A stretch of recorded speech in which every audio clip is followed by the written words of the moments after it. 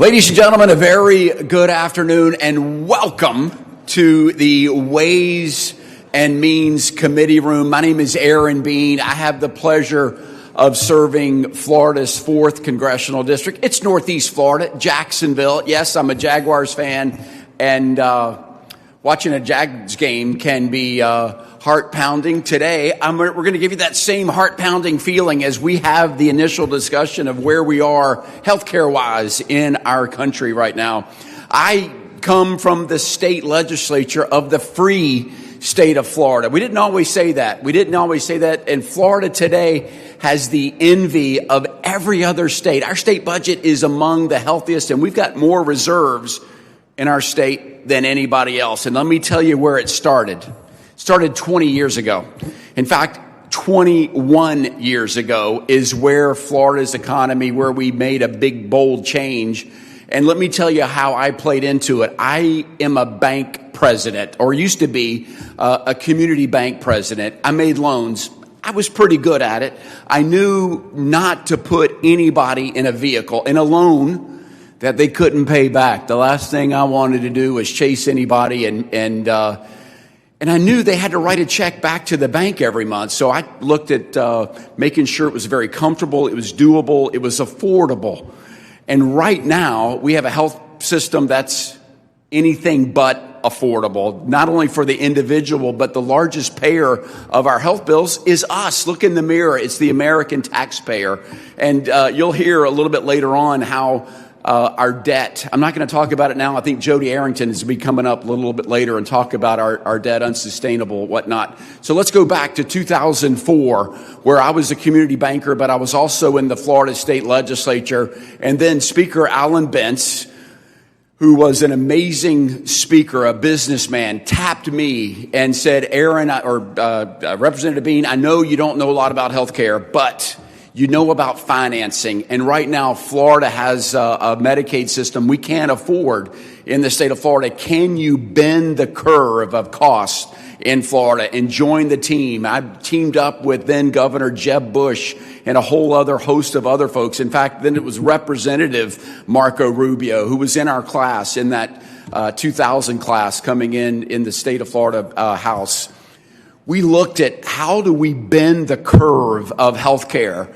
And at the time, this is Medicaid reform in Florida in 2004, going from this to that. This is a 19.9% growth rate that's unsustainable and puts us on a trajectory of not being able to make that monthly payment. But to bring it down where we're still spending more, but getting it on a sustainable level. This was 7%. This was 8.8 sustainable. The way we did it is partnering with managed care and others that had expertise in helping individuals make better choices about their own health care. But the two ingredients that we put, and I think are going to be essential going forward, are choice and competition. You're going to hear that a lot. Choice and competition. We're Americans. Can you imagine going to Baskin-Robbins and they only have one flavor, or going to Subway, they only got one sandwiches? No, everybody's different. We think with customizing insurance and plans with choice and competition, it can lead to big things. That right there, getting our Medicaid program under control to an 8.8% growth rate and putting 5 million people into a managed care plan, we got better results and we've got affordability. And today, 20 years later, Florida is much better. Today couldn't be more timely to have this initial conversation of where we're going to go as a country in order to afford health care. Yes, I know we've got some credits expiring. We've got also just a big question mark of where we go. And it's not just people that are on Obamacare or the Affordable Care Act now. It's everybody. Everything seems to be costing more and more. So what do we do? Where do we go? I do know this. We spend more as a country per individual. In fact, $14,500 annualized per person is what we spend, more than anybody else on the planet. And some could argue, are we getting any bang for the buck? So that being said, can we make it affordable? Can we make it accessible? And can we truly put patients first? where we get better outcomes. I think it's there. What we need to do is get the smartest people on Capitol Hill, the smartest people on the country to come together in a forum. I like to say a safe harbor, because we're going to do something that hadn't been done in a long time, maybe even in this room right now, is not yell at each other, is not bang your hand on the dais and yell or something, which really gets us nowhere, but to have a safe harbor of ideas where we can have a discussion, where we're not out to embarrass anybody. I'm going to show you, hold on a second, I'm going to show you my notepad of what I'm bringing to the table right now.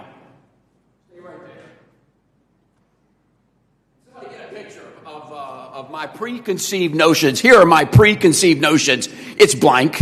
I'm open. And if you can convince me of anything, I'm taking notes. I'm going to be reporting to our chairman, Jason Smith, our leader, Scalise, as well as Whip Emmer, and of course, Speaker Johnson. We're all in the throes of this together to come up with a plan, an effort to make healthcare affordable. So sit back. I wish we could have attacked the deficit if I could have just sold popcorn in the Ways room today, because we're going to have a good time. We've got a great show, smart people, a great keynote speaker today, great panels discussion. So guess what, people? Buckle up and let's jump right in. Our first panel this afternoon, which I think will offer a unique perspective on how we create that robust marketplace.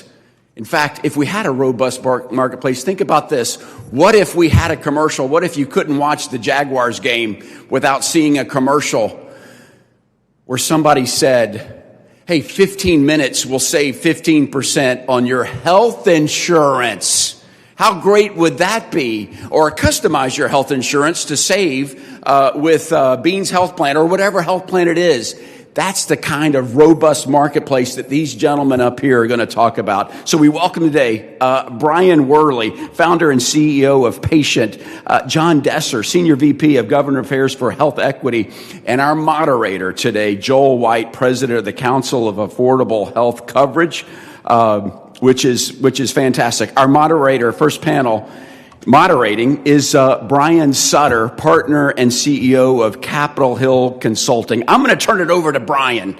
Brian, it's your show. Good luck, and let's go get them. Thank you, sir. I don't know how I can follow that act and bring that level of energy, so I apologize in advance. But I do love the enthusiasm. I am Brian Sutter with the Capitol Hill Consulting Group. As a longtime Ways and Means staffer, it is really weird to be sitting facing this direction. I'm supposed to be on that side of the table. But Joel and I will do our best here.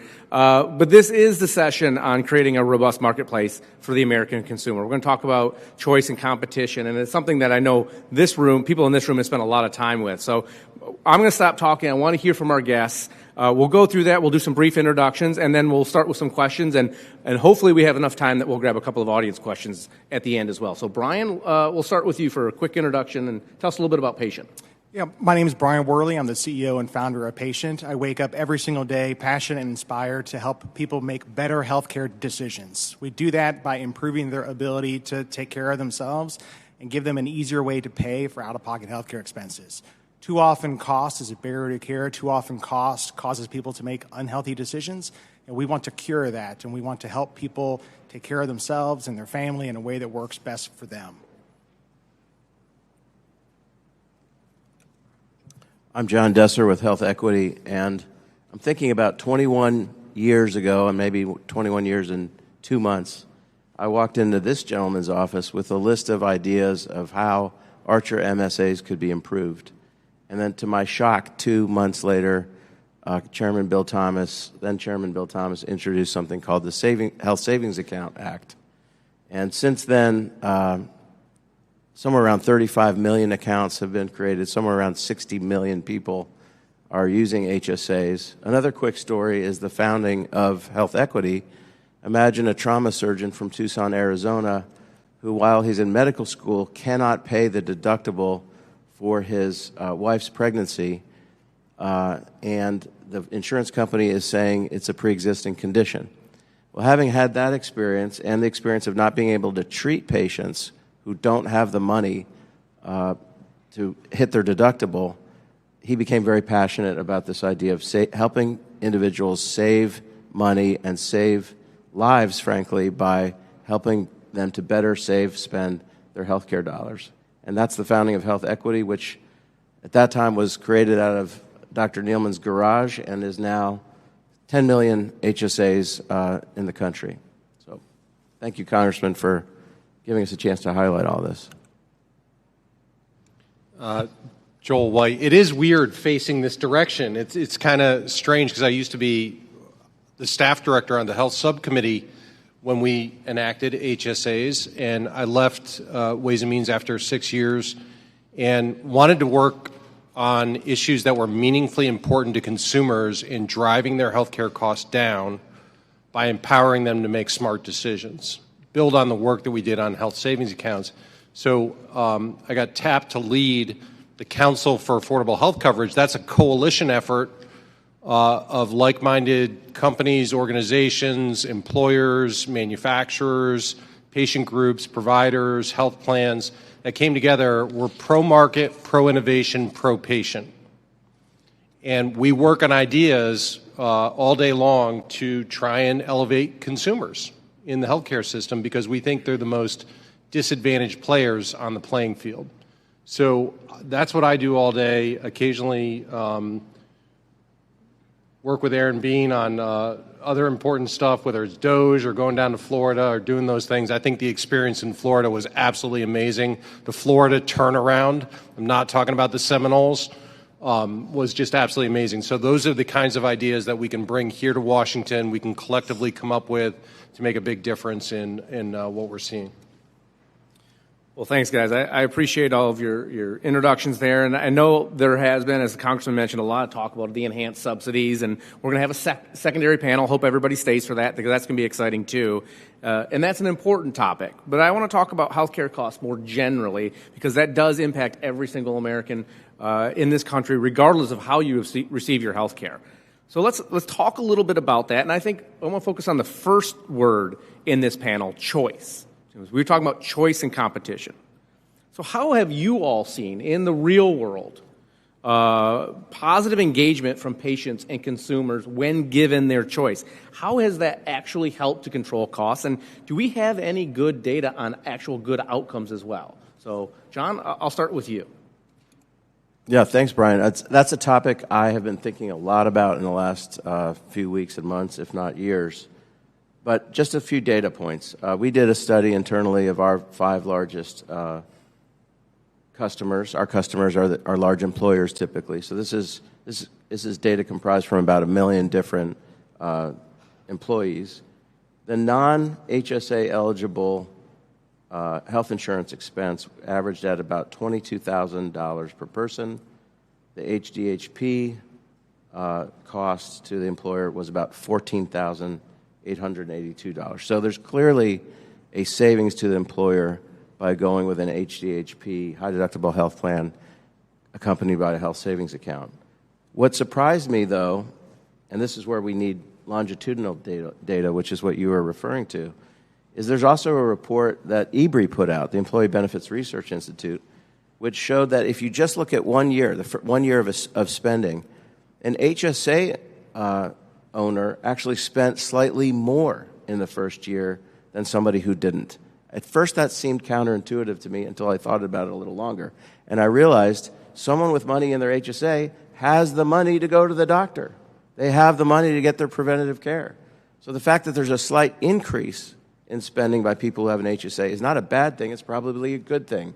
And if we could follow that patient over 20 years, I think what we would discover, and I think Cigna started to do some longitudinal studies on this. It'd be great if they completed that in the more recent years, that we would see actually what the dream is in consumer-driven healthcare. What's the dream? The dream is better quality and lower costs. And if people would get the preventative care that they need when they need it, they will be healthier and they will be wealthier because their overall cost exposure would be less. Thanks, John. Brian, do you want to jump in there? Yeah, I'd love to tell a story on choice. So Patient works with 6,000 employers all across the country. These are small businesses. These are large businesses. My story is going to be about our very first employer. It's a small business in Columbia, Missouri, and when the business owner introduced Patient to his workforce, his employees, he had 20 benefit-eligible employees, and in that first open enrollment, the first choice people make is they select a plan. They decide what insurance plan they're going to cover themselves with over the next year.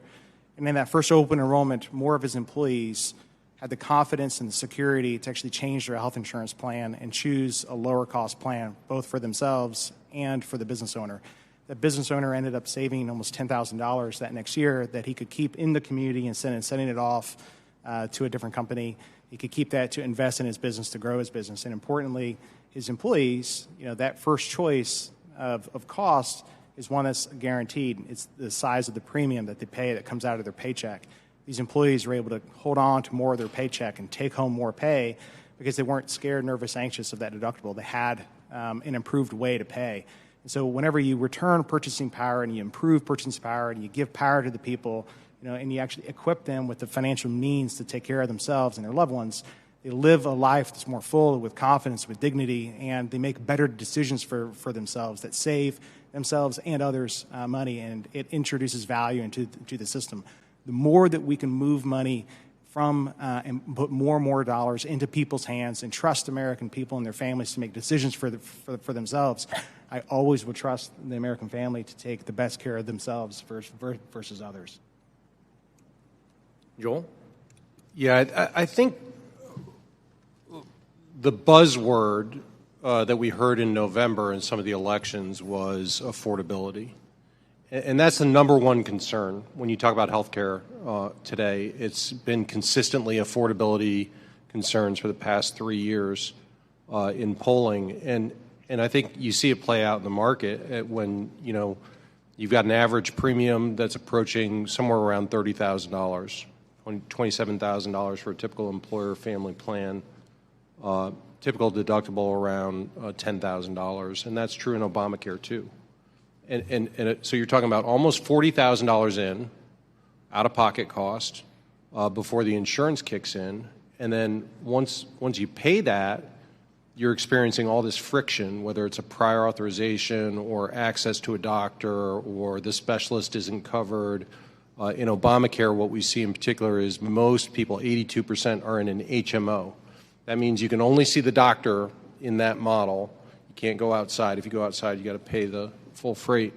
So there's this friction that people feel with their insurance, and at the same time, they're paying a lot of money for that insurance. And so they're starting to see this rising anger, I think, against insurers, even though they're the ones who are coming in to try and make the costs go down. So there's a disconnect here. And I think as we've thought about choice and competition, really what we see in the marketplace is people get locked into one or two choices, one or two plans. In Obamacare, you pick the gold or the silver or the bronze, and they're pretty standardized and they're pretty expensive. And so I think a lot of what President Trump, Aaron Bean, Jody Arrington, Jason Smith have all talked about is how do we empower consumers? How do we give them resources and tools so that they can actually own their outcomes? And the way I think about it, how my thinking has changed is gone from kind of like, well, right now we're all kind of like renters. When you rent something, you don't take as good care of it. We need to move to owners. So owners take care of this, whether it's a house or a bike or a kid or their health care. And so when I think about what are those tools, first and foremost is transparency. It's absolutely foundational. We don't know what we pay until after we get care. That's crazy.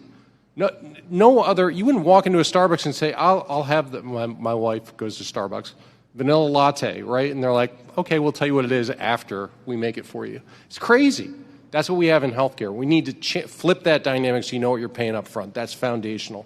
And then we need to dramatically expand competition. We need to give consumers resources so that they can pick the plan that best works for their family, give them resources in HSA to go use that where insurance gaps, the doctor's not covered, the drug's not covered, so that they're empowered. Prices will come down across the board. That gets real value back into the system. That's what we need to go from renters to owners. Well, thanks, Joel. Oh, John, you got to comment there. Just an economic thought on that. If you think about the demand for healthcare, it's highly inelastic, but the supply is limited because of the cost. So that means necessarily there will be some choosing of how much healthcare to consume, and the question is who should do that choosing. And in the 90s, we said managed care companies, and people didn't love that. And there are others who think the government should do the rationing, and I suspect that wouldn't have a very good outcome. I've always thought the best thing is to empower the consumer, give him the resources and the tools. The market will respond to that consumer demand. You want to try price transparency and pass a law? Guess what? All the providers are going to kick the goads against that. But if everybody in America had a stake in their own health care, the market would respond to that, and you'd automatically have price and quality transparency. So my view is empower the consumer.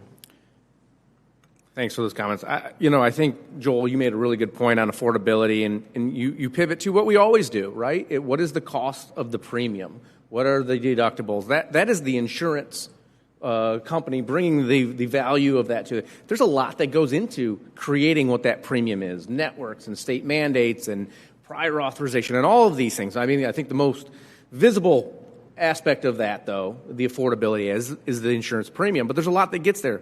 So in taking on Congressman Bean's charge of we're going to transform this, how do we, and we've got some great things about choice and how we empower patients, how do we start to align those incentives on both the patient, the provider, and the insurance company to really drive down those costs, control costs, and get good outcomes? Brian, some thoughts?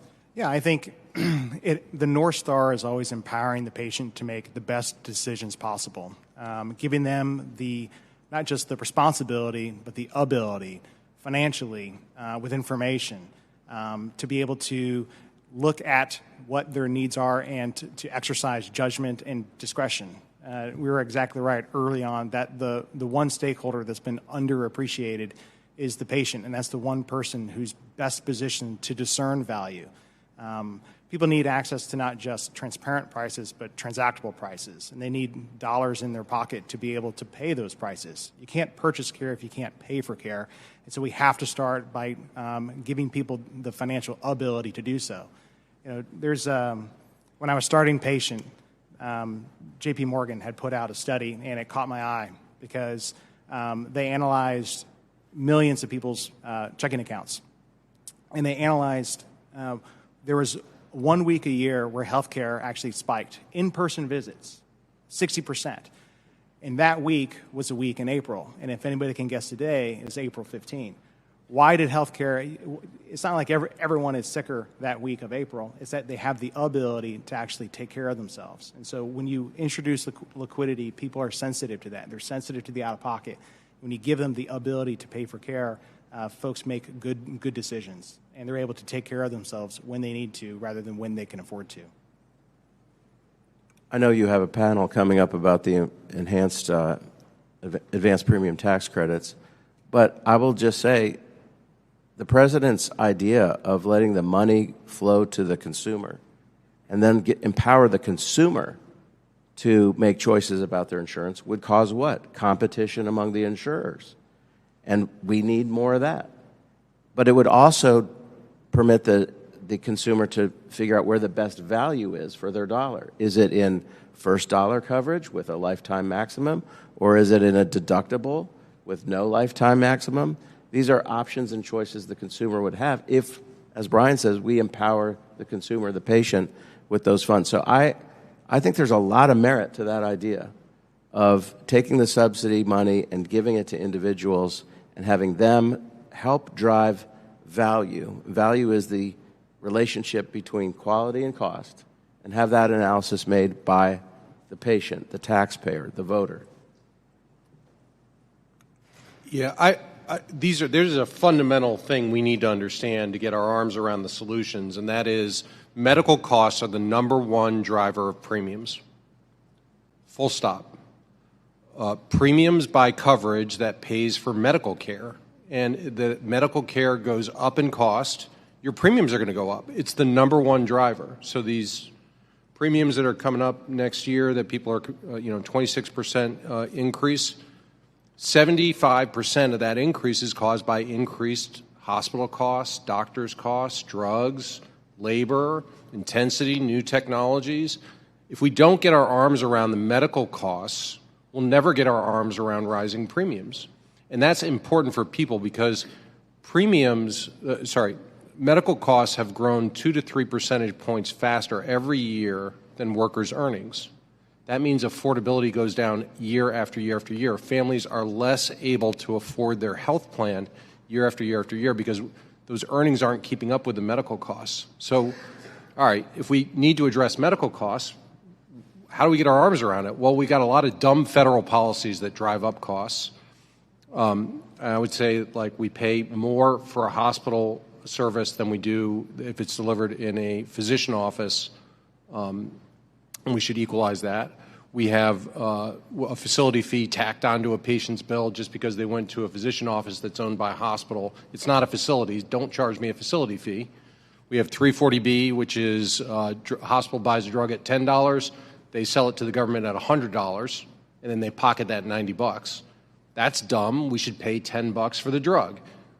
So we have dumb policies, and everyone knows what those policies are. It's just politically, we don't seem to have the will to be able to take on the sacred ox and say, it's not right to do that anymore. We don't have the money, we don't have the resources, and American families can't continue to afford insurance because their earnings aren't keeping up with that medical cost growth. So all those things we can do. And the last point I make is this is really a supply problem. Prices in medical costs are high because we've restricted doctors from owning hospitals. We've restricted pharmacists from delivering care that they go to school for 9,000 years to learn how to do.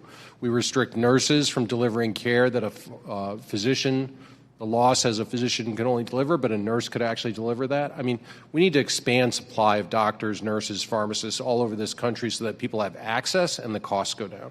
I think, Brian, you had a point. Then we'll go back to you, John. Yeah, I think, what part of what gives me hope and around a question of aligning with insurers, Patient today works with 6,000 employers, but we don't do that alone. We do that with thoughtful, innovative insurers who have been investing for several years in improving the out-of-pocket experience. The insurers aren't unaware of the challenge and the pain and the anxiety and uncertainty related to out-of-pocket payments. It's just the out-of-pocket was out of reach prior to patient and prior to change in the HSA. And so, we've come alongside thoughtful insurers like Centene and Cigna and Elevance and Humana and others to actually give people the ability to seek care earlier. And so, what we find in real-world examples is, again, when you improve people's ability to actually get care and pay for care in a way that works for them, they make healthier decisions. They get care earlier. They take prescriptions that they're supposed to take. Instead of delaying, deferring care. Half of the prescriptions in this country, half of the prescriptions that are written today will go unfilled. And cost is one of the main reasons and not the primary reason why that's the case. People take off work, they go to the doctor, they get the script. Folks need to take their medicine in order to get better. And so when health insurers are building affordability tools into plans to give people the ability to better afford their out-of-pocket costs. That is now a standard, actually, in the Part D space. The Medicare Prescription Payment Plan has given us almost 54 million Part D beneficiaries the ability to access medications and to smooth those costs over time. That's exciting. It's catalyzing change and bringing that into the employer space as well. We're certainly at the table with folks, and so I'm really pleased to see innovation there. Providers certainly benefit when folks are able to get care earlier and walk in their door and pay providers fully, fairly, and timely for doing good work and providing life-saving care. When you take those costs out of the system and you enable people to just pay fully at time of service, you're able to create a lot of value and pass that value back to employers and their members, families, in the form of lower premiums. Yeah, just to piggyback on that, did you know that the NIH estimated that 90% of American healthcare consumers don't get the preventative care they need? That's a huge number, and it has been pounded into my head, an ounce of prevention is worth a pound of cure. So if you don't get your preventative care when you need to, it becomes an acute issue later, and it's far more expensive with worse outcomes. So you said that the major driver of these premium increases is healthcare costs, and I agree with you. And this is why Patient, for instance, helps people borrow the money into their HSA to pay the deductible. They have cash where they can go get the preventative care they need. The healthcare service providers will now have to compete based on quality and price to receive to service those patients. And over the long run, we will see an improvement in quality and a reduction in cost. Thanks for that. I want to kind of maybe dig in maybe a little bit more discreetly on how we can actually, or maybe how things have changed. Maybe, Brian, think about Patient, how Patient has evolved over the course of the last several years to meet the needs of patients and employers. And John and Joel, think about what maybe employers have done to change. But then, like, thinking forward, we are sitting in a legislative body. What roadblocks have you encountered? What obstacles are you working to overcome, and how can Congress and Congressman Aaron Bean and others like him work to make those obstacles go out of your way? Well, we're certainly grateful for the opportunity to even be here and find common ground and consensus and build better tools in order to help people better access and afford care. The Medicare Prescription Payment Plan is a program that's out. It's live. It's working today. It's at societal scale. Nearly 54 million Americans have access to that, but not enough of them are aware of it. It just launched this year. Access to that will continue to grow. And certainly as insurers are trying to innovate and bring payment technology into employer plans, alternative health plans are certainly a growing space. I think it's important to build on the work that in recent years and not just make more prices transparent, but actually make them transactable and actually see the cash price and give people an ability to pay that cash price. I think that's really, really important. Yeah, so from the employer perspective, we have 120,000 different employers that comprise this 17 million or so customers that we work with, or consumers that we work with. So, and what we've seen in the employer space, the data is very clear that you do save money per employee when they're on a high deductible health plan with an HSA. One thing Congress could do is eliminate some of the friction on what defines the type of plan you can have an HSA with. Just go with a simple deductible. Did you know that more than half of silver plans have a deductible that's higher than the statutory requirement in the HSA law? Did you know that the average deductible in an employer plan is getting really close to that? We're talking about a minor difference of a few $100s. So that's another way of saying everybody has a high deductible. So if everybody has a high deductible, everybody ought to have an HSA. And I know I probably sound like a banging gong on that, but I really believe that crazy idea that, well, let's give John Goodman credit and Bill Archer credit for the Archer MSAs, but then to take off the shackles of that law, which was a sort of compromise between Bill Archer and Senator Kennedy, and produce health savings accounts, it has the I really believe this. I think it has the opportunity to shift the way healthcare functions in our country, align incentives the way they ought to be, and drastically reduce costs over time and improve quality. Yeah, the interesting thing, and most of these things I'll talk about are consumer focused. I do think consumerism is gaining toehold, especially with it's generational, and it's technology related, whether it's Oura Rings or telehealth. On the telehealth side, I mean, I think it's just finalize, make permanent those flexibilities that we had during COVID. I know CBO says it's going to cost something. CBO's wrong. When we get care delivered to a patient's home so that they don't have to go to the emergency room, you're saving money. CBO is not looking at the offsets here. So codify those flexibilities. Let employers do standalone telehealth benefits for seasonal workers. That would be a huge change. Congress just did pre-deductible telehealth for HSA plans. Great change. Let's put that on fire. But the number one barrier in telehealth is state licensure requirements.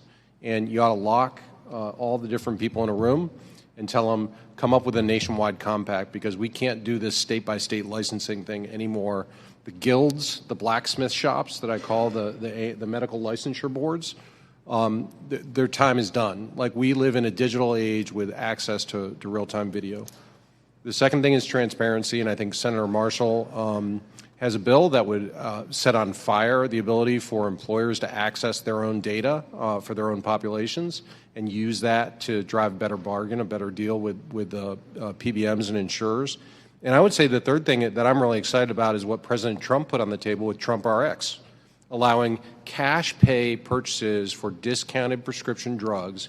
And I think a critical thing there is you got to have a level playing field. You want to drive down prices, put it on the same footing as insurance prices for prescription drugs, and have those cash pay prices count against your insurance deductible.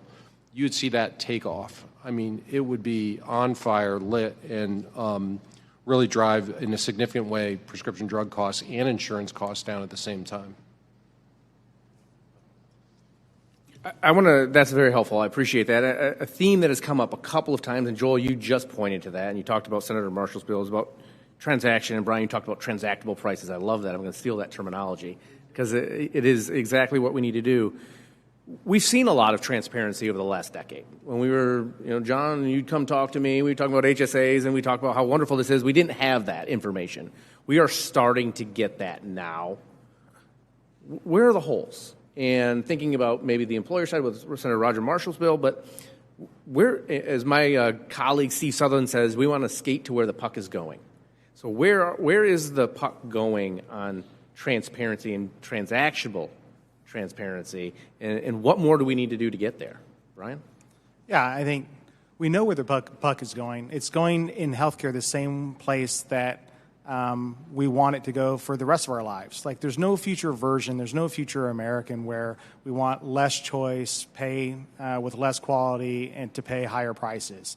There's no future version of America or the American citizen who says, actually, I don't want to make any decisions for myself. You make the decisions for me and my family. That's the antithesis of who we are and what we are and how we're successful. And so the more that healthcare mimics and embraces those essential, eternal truths, those cultural identity aspects that make us unique and make us successful, the more successful it will be. And so we don't need to be prescriptive on the very, in detail. We need to return the power to people to make the decisions for themselves as much as possible, and the market will respond to that in ways that will ultimately marvel us, and in ways that are unimaginable, because there's infinite complexity to work out, and the market will work that out. The spirit of the price transparency probably wasn't, giant 2 gigabyte spreadsheets with a bajillion prices on there that are like nonsense. Like, it really is, what is the price, and then the ability to actually transact that, to pay cash. And if we can collapse all the million bajillion prices into just the actual price and the cash price and make that accessible for market makers versus middlemen to avail to society at large, I think you are able to bring the sides of supply and demand together in a way that works, that clears, and the both sides can sort of have signal to each other and to discern value. And so I think just enabling health care where possible, and still providing the coverage and safety net of insurance of some form and fashion, I think that's really important.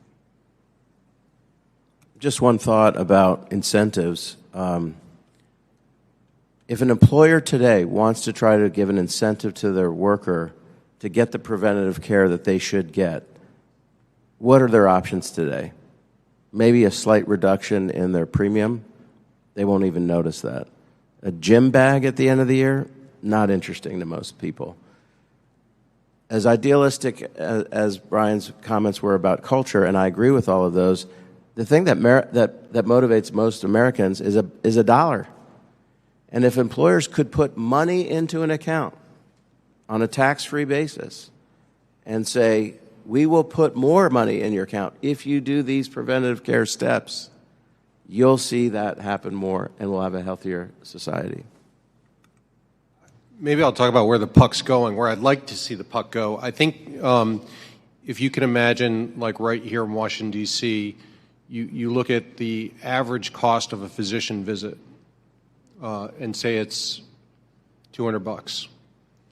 And you have an option to say, I want to go to the doctor that costs $150 if you send me a $50 rebate via Venmo or into my bank account directly based on quality metrics that we know that are reported. And I know that doctor is a high-quality provider, but he's just cheaper. Or if I want to go to the $300 doctor and pay $100 out of pocket, my insurance is just going to pay the $200. That system is achievable today. That's not tomorrow technology. That data all exists. That model is actually called sidecar health. And that insurance product exists on the market. Now, we can't get that onto ACA's exchanges because it costs so much less than an average silver plan. It would have blown up, it would have destroyed the market because it was so much cheaper. But those are the kinds of models that disclose the prices, disclose the quality, create financial incentive on the table for the consumer to make a rational decision for them, and that at the same time lowers costs for everyone. It lowers for the insurer, it gets the doctor a volume of visits, and it lowers costs for the consumer. That's where I think the puck needs to go.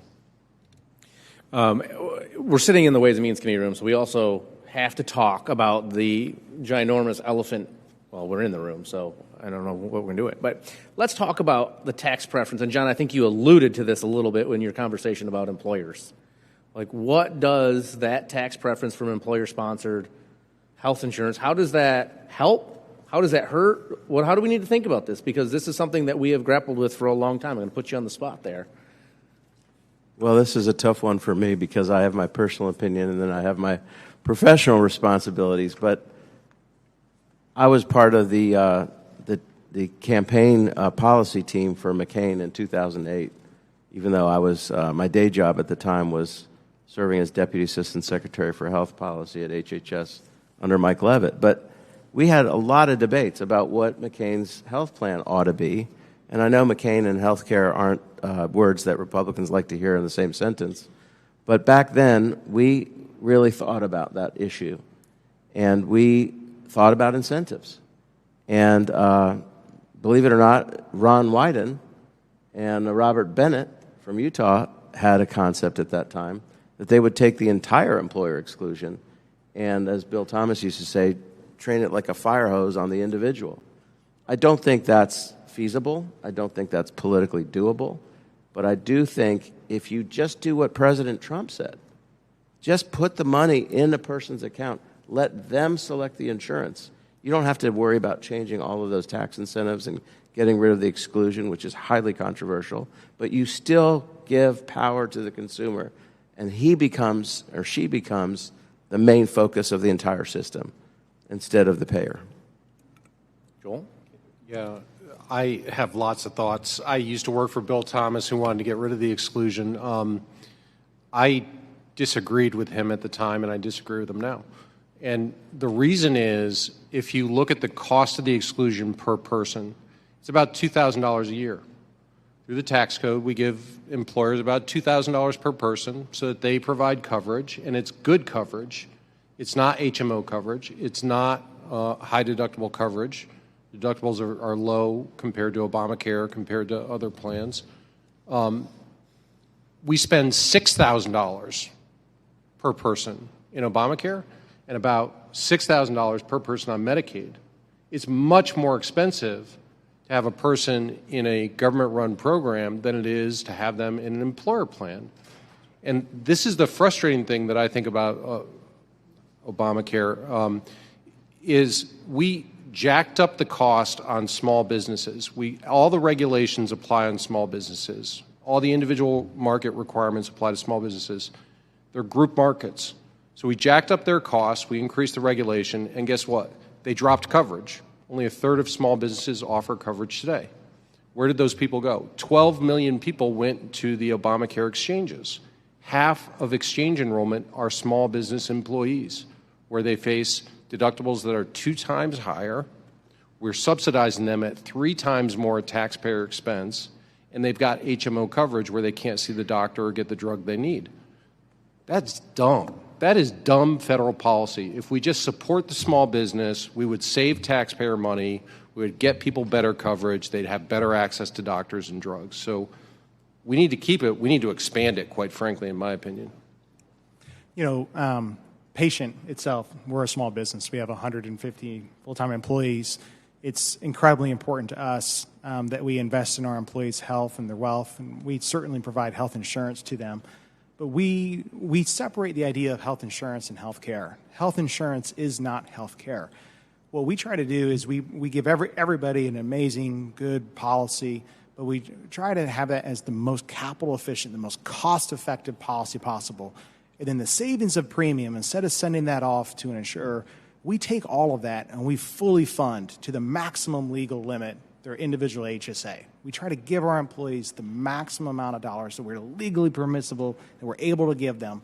And because that's the money that they use most of the time to invest in their health, to get earlier care more often, and the total cost of that is actually less. And so we try to insurance is important, but we try to give our people the maximum ability to actually maximum dollars in a way that works to have the greatest impact in their lives in order for them to purchase care and to take care of themselves versus the maximal instead of sending as much of their premium out of their check into someone else as possible.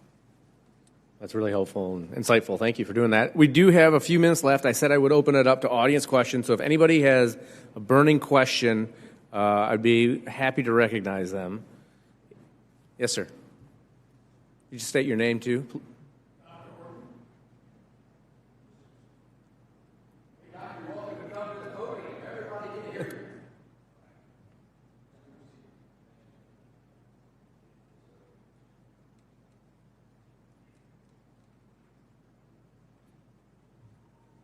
I think we would all agree the big problem we've got the best health care in the world. We pay more than everybody else also. My suggestion, thinking outside the box of how to pay for health care, is this. If all these other countries are buying our oil and gas, what if we put an additional charge of 10 cents a gallon on that gas, on the oil? We took the 10 cents a gallon and put it into health care costs. I'm told the insurance companies last year only made $1 billion. We can cut that out. When somebody needs an operation, they need medicine, they need care, we would take it from that fund. 10 cents a gallon would produce trillions of dollars for our health care. Thank you for that. I appreciate it. Joel and John, do you want to opine on kind of the financing there? And, does that get to the root cause of some of the things that we've been talking about? Joel's more of an economist than I am, so he can talk about the implications of such a proposal. But what I thought the doctor was going to say was, let's add a small charge for all of the healthcare innovation that our country does that is used by everybody else in the world. And I kind of like that idea.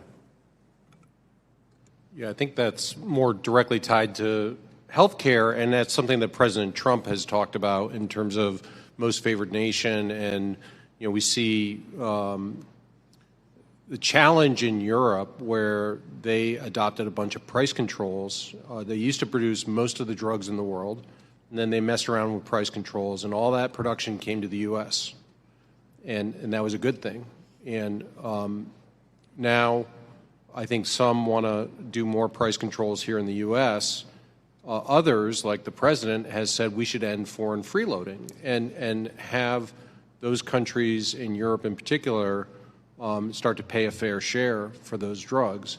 That would be similar to a 10-cent per gallon gas surcharge or something like that, where we're getting equalized and lower across the board average prices, which would be a huge benefit to consumers, I think, if those foreign freeloaders, can I say that? Foreign freeloaders paid more of their fair share, and especially around branded drugs. Yeah, so we're subsidizing the price of prescription drugs and medical devices that are paid in Europe because Europe has price controls.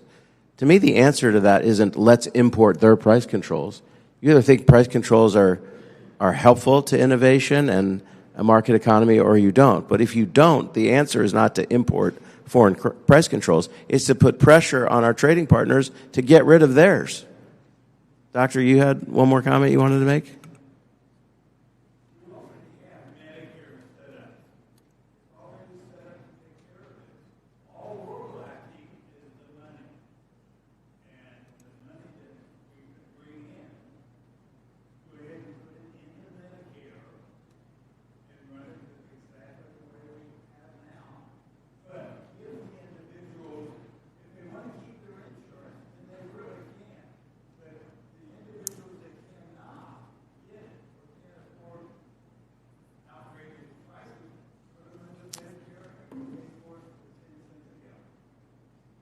Got it.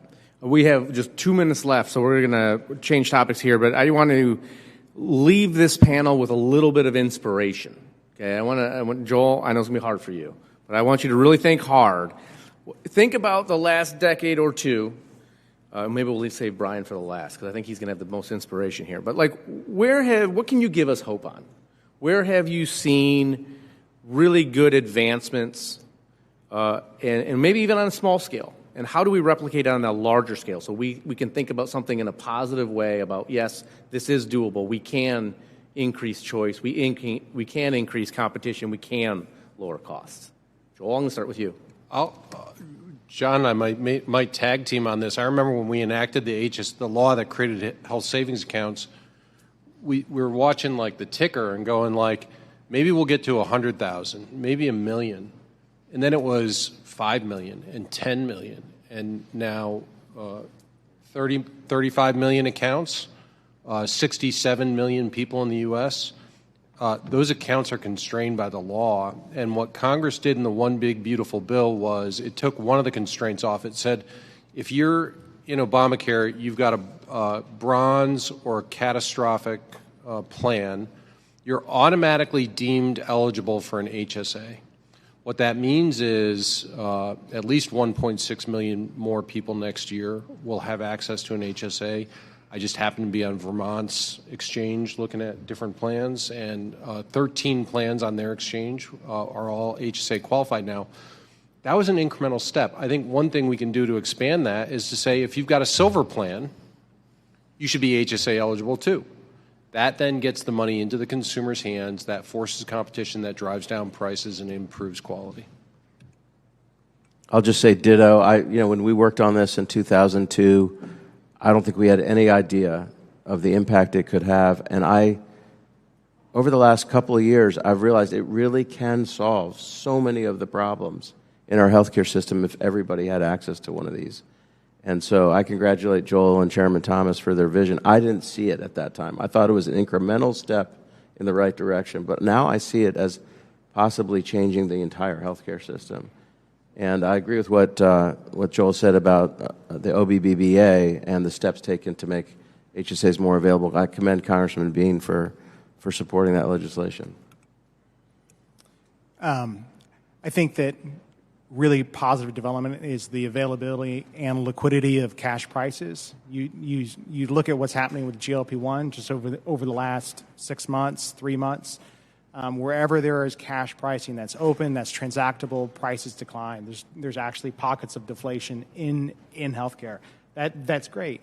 But again, a cash price is transactable without an ability to pay that price. That just sets people up for where they've been. And so it's very inspiring, and it's great to sit here and to share that some of the nation's largest insurers and employers are building payment solutions and giving people an improved ability to pay for care directly, ideally at lower and lower cash prices as those come into the marketplace. I think that's good for providers, it's good for patients, and it's great for plans to invest in bringing affordability to more Americans. Thank you, Brian. Thanks for all that you have done. I've learned a lot about patient, and you are doing amazing work. I hope that you continue to do it. John and Joel, thanks for seeing into the future. When you guys were working together way back when, HSAs have changed the future of healthcare, and I'm certainly excited. As a small business owner, I've implemented them as well, and it has been amazing things for our employees, so I do it. And I also want to thank Aaron Bean and his team for having us. This has been great. I hope this was a good first kickoff session. I know we've got the chairman of the budget committee coming, so that's really exciting. Can't wait to hear from him, and a wonderful panel after that. So thank you all for having us. Hey, brother, good to see you. I think I got some lip balm for you. So well done. Joel, well done. Thank you so much. Yes, sir. A little lip balm right there. So, thank you. Hey, gentlemen, thank you so much.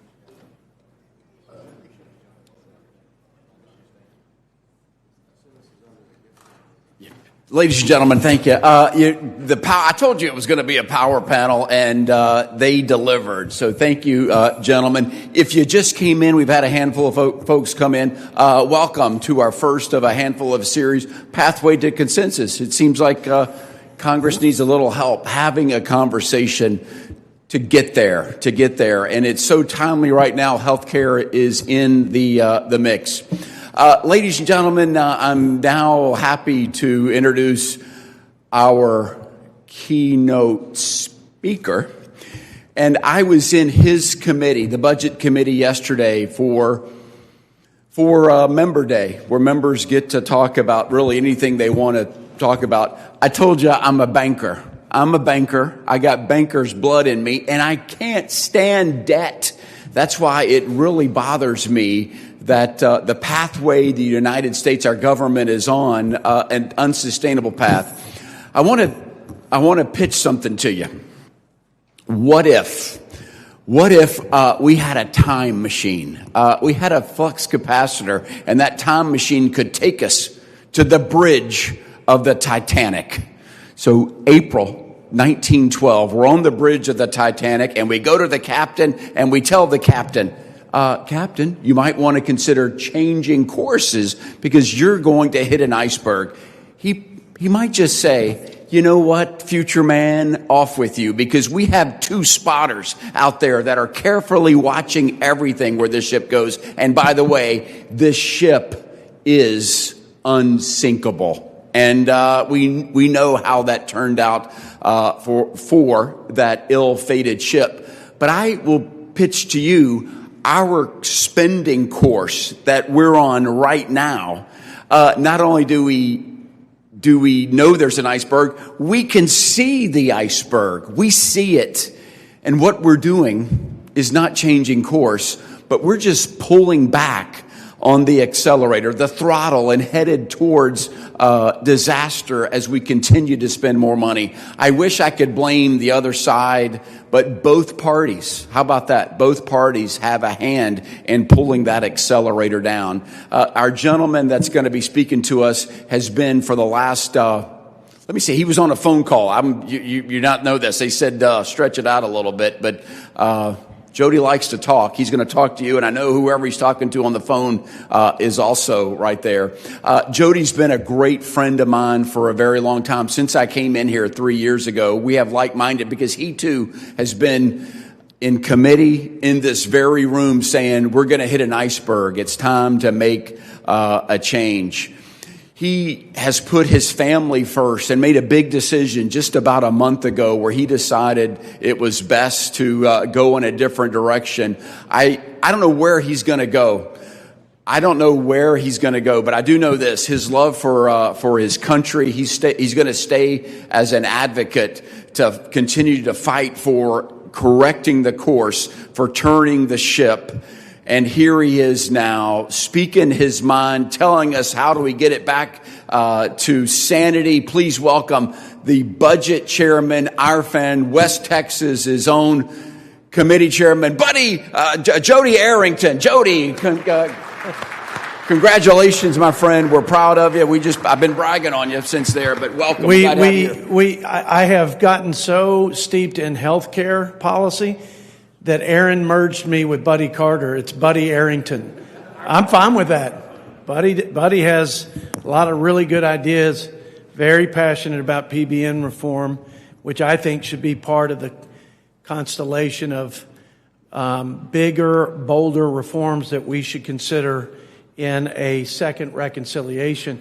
Aaron, you are a dear friend and a leading voice, not only on Ways and Means and the big issues that we face and that we work through in that capacity, but you are deeply committed to reversing the curse of a looming debt crisis and restoring fiscal sanity in this great country of ours before we lose it.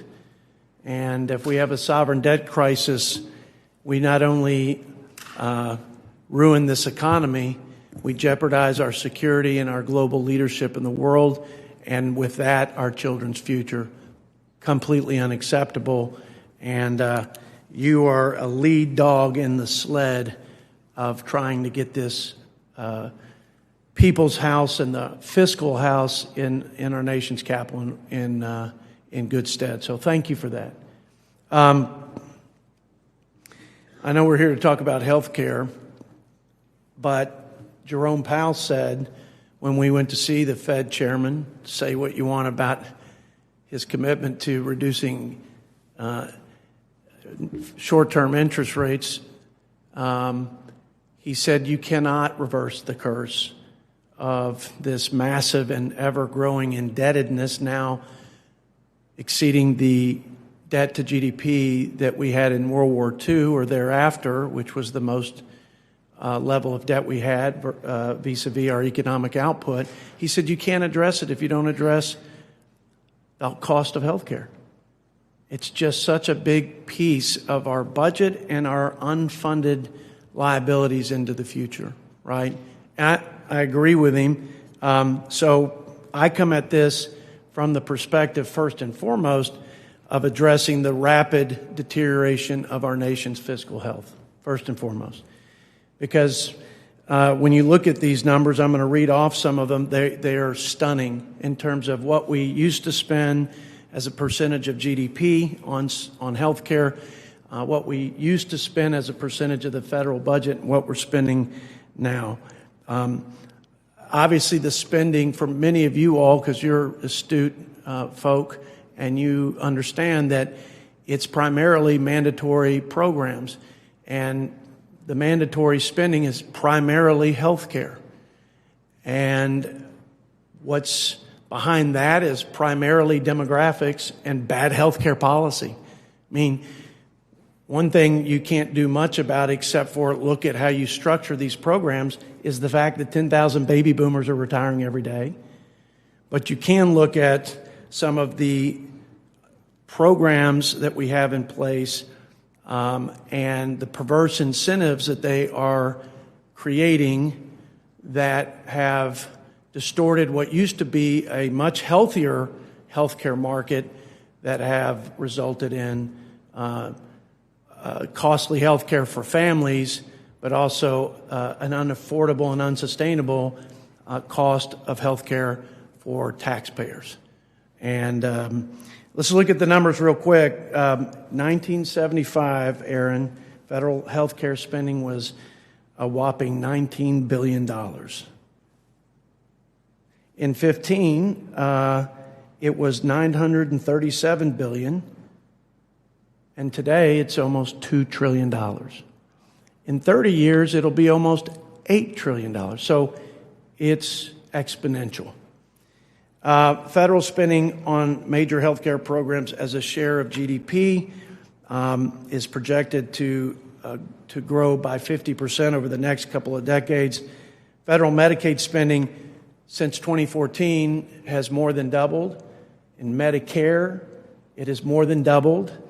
Medicare is $1 trillion today. It'll double over the next 10 years to over $2 trillion. I mean, the ACA, prior to the Biden COVID expanded subsidies, we were at a $60 billion cost, and now it's over twice that. Did we get any benefit to reducing premiums and the cost of care for just the exchange? No, that's gone up. So clearly there's not a correlation of throwing more money at something and expecting we're going to get a better fiscal and economic outcome, let alone healthcare outcomes, which I think are probably better vis-a-vis other countries. But at what cost? What is the ROI? We're the least efficient system, healthcare system, in the free and developed world by twice the next least efficient. It's an embarrassment, an absolute embarrassment. But getting over the embarrassment, we're going to bankrupt the greatest country in human history and my children's future, and I just won't stand for that, and I know you won't either. So, what do we do now that we're here and healthcare is, just put this aside because it was a great speech, whoever wrote it. CJ, A+. What do we do, Aaron? We were bold to seize this historic moment, this inflection point that we all feel and know at our core will determine the future of our country, the very identity of our country. And we passed the most comprehensive and consequential set of reforms in tax, energy, entitlement, most spending by 2 times ever cut from the federal budget, work incentives. There's still one big one missing from the prosperity agenda. If we're going to have the rocket ship economy, the golden age ushered in, we cannot leave healthcare unattended. So I, for one, am grateful for the discussion. I think the EPTCs were a red herring on healthcare affordability. I don't believe, with 10 years of evidence, or even the 5 years from 20 to 25, 60 billion to 130 billion, and 2,000+ per head increase in premiums, you'll never convince me that extending the EPTCs is not throwing good money after bad. You will never convince me of that. And by the way, it was a market where the subsidies, $1 going to subsidies, $2 going to insurance, agents and brokers and waste, for every $1, $2. But you had people basically paying at the low end on the bronze plan $3.50 a week. On average, across the board for bronze plans, across the board of the population on the ACA, $50 a month. I think that's good and generous considering what middle-class working families are having to spend and the increased cost in healthcare on them and everyone else in our country. So I think we have to look at the bigger picture. Forget the fact that you should never give something for nothing. Like, shouldn't that be our first principle? Skin in the game, personal responsibility. That was thrown out. No cap on income, so people who shouldn't be subsidized are subsidized. People who had employer-sponsored insurance were being subsidized, and we actually incentivized them to get off their employer-sponsored insurance. 6+ million people, according to CBO with CMS data, across the country were ineligible on the program. 35% didn't even know they had it. 35% of 24 million people didn't even know they had it. or they didn't use it. Either way, it's bad. Let's say they all knew they had it. So you had more than a third of enrollees didn't use it, but $7,000 per head of my mom and dad's money, and the people that I work for who are living paycheck to paycheck went with them in subsidy to all the folks who benefit from it. By the way, I'm not hating on the player, I'm going to hate the game. Because we create the incentives that the stakeholders, that motivate the stakeholders, and they have a fiduciary responsibility to maximize shareholder revenue. That's what they do. That's the animal spirit represented in this room for many who represent pharma, insurance, PBM, et cetera, et cetera. It's not their fault that we have created a mousetrap with incentives that allow them to, or that encourage them to, silver load and increase the premium that way so they can make more money, because we've put artificial caps on how they can make money. And we have other mandates and regulations and other fundamental structures in the ACA that make it result in the outcome that I described essentially. So what do? Let's, first of all, do no more harm. For the love of God and all who claim to be conservative, we cannot extend this COVID-era, fraud-ridden, added layer of subsidy that props up the underlying program that has failed us for 10 years. I can't believe I have to say that every day until somebody will listen. Secondly, maybe we should look at the ACA and fix some of those perverse incentives and inefficiencies, like maybe start with the one that Democrats agreed at one point, they agreed needed to be addressed, which is the cost-sharing reduction provision. We put it in the House BBB, came out in the Senate. I don't know that they worked very hard to keep it. Let's take another run at it. The medical loss ratio, essential health benefits, the marketplace rule, or what is it called, CJ?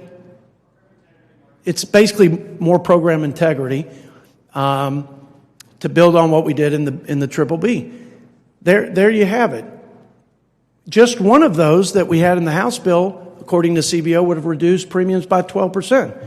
And the cost of care for taxpayers who never get representation in this town, hardly, because we believe we can print money and ad infinitum, or whatever the Latin word for this, forever, until you can't, and then you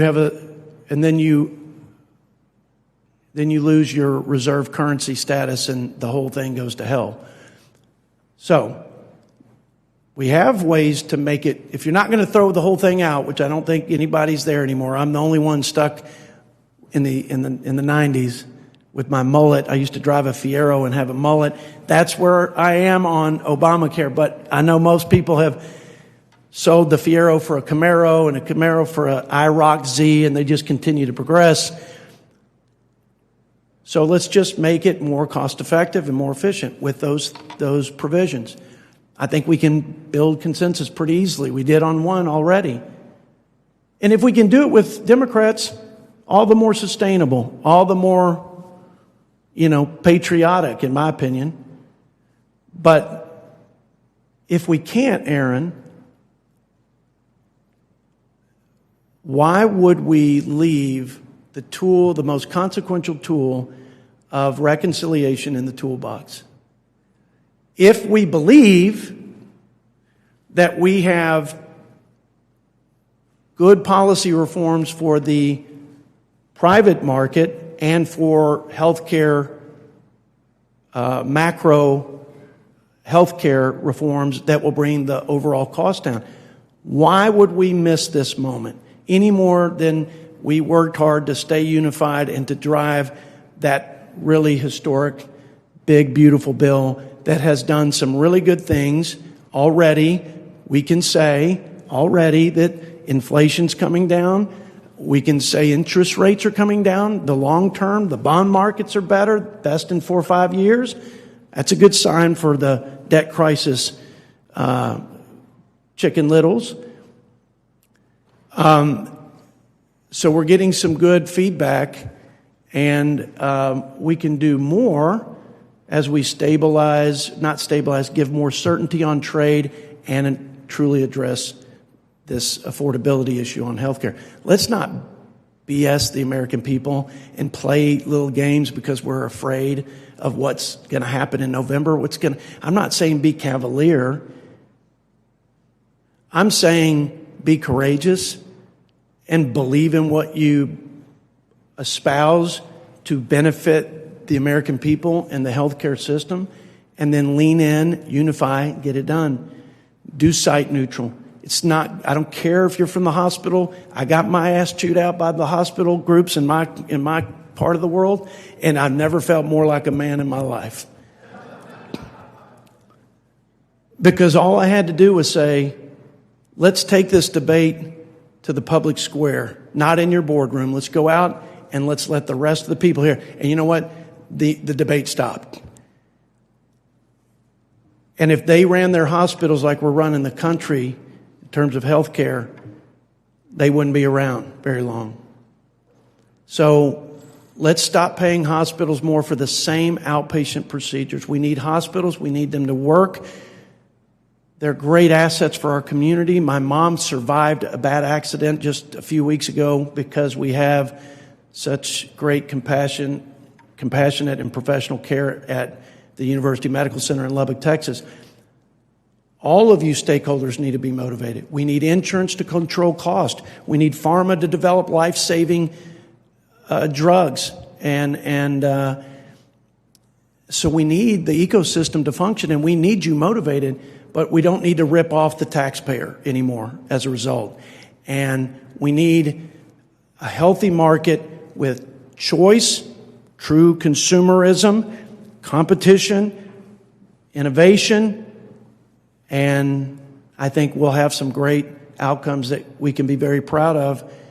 And then we can stop what has been the Marxist march for the government to run everything. And it will. It will, because even the private sector incumbent stakeholders in the healthcare ecosystem, present in this room and beyond,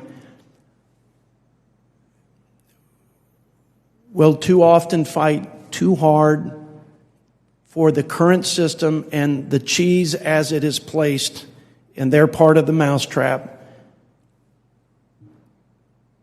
And we will all be blamed on this private market system, healthcare system that is failing the American people and continuing to fail them until they take it all over and it's a single payer health system. So whether it's addressing upcoding in MA, PBM reform, pharma and the patent thickets that basically allow them to extend their exclusive rights, i.e. monopoly power, and gouge without any novel value-added component to this particular drug. I mean, I'm not that smart. I'm just throwing a few things out there. But you get all of us together, we know what to do, Aaron, and I'll close with this. Somebody said, we just don't have very good ideas as Republicans. No, we have really good ideas. Should we pull them together in a more coherent and, inspirational vision and plan? Yeah. Yeah, that'd be nice.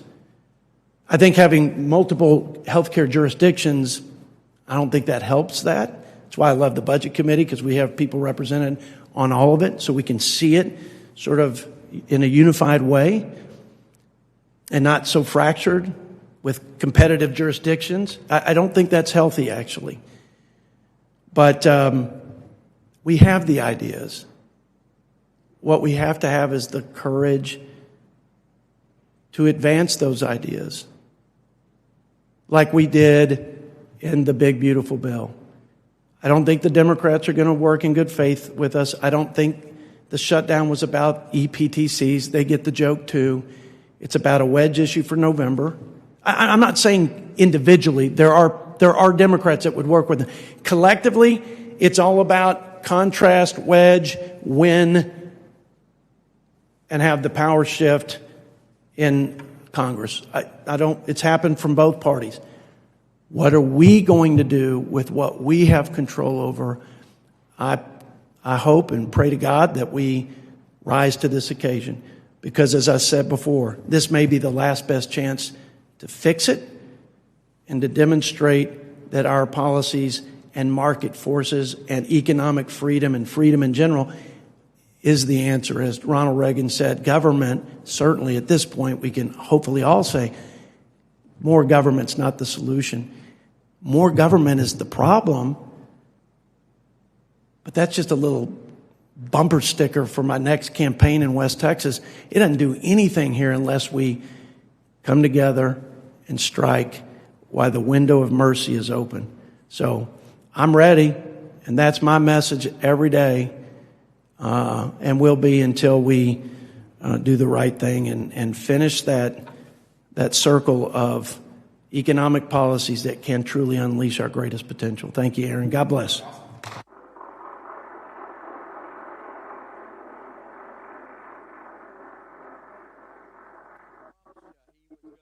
I promise you he was going to be awesome. Jody Arrington, Chairman Arrington, thank you so much. Ladies and gentlemen, Jody, we've got 13 months left together.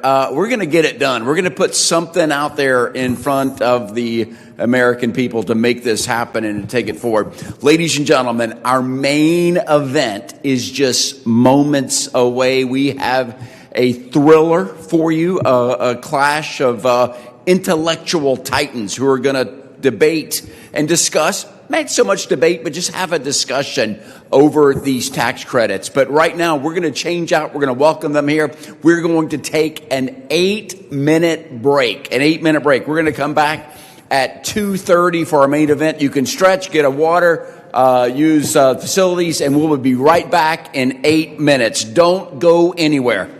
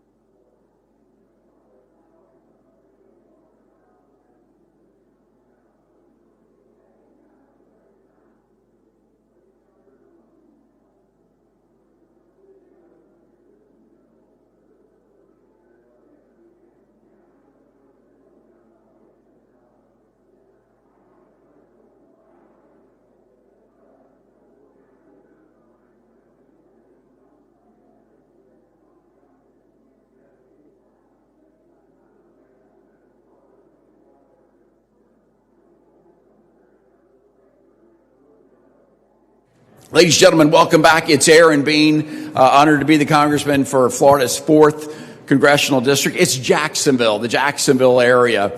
You know, my wife and I have a very small apartment just a few blocks away.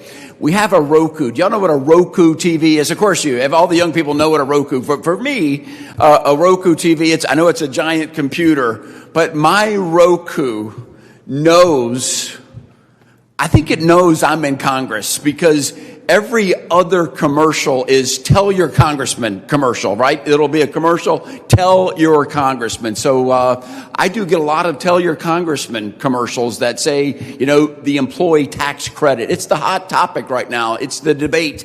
And if you're a member of Congress, you can't step in the speaker's lobby or on the steps without somebody asking you, where did you stand on the credits? Where are you?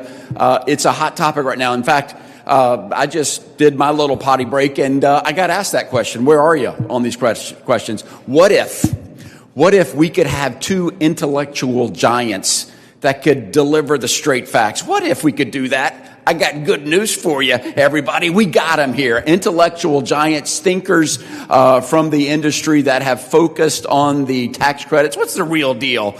Do they make it a more affordable? Do they drive inflation? Do they bend the curve at all? Guess what?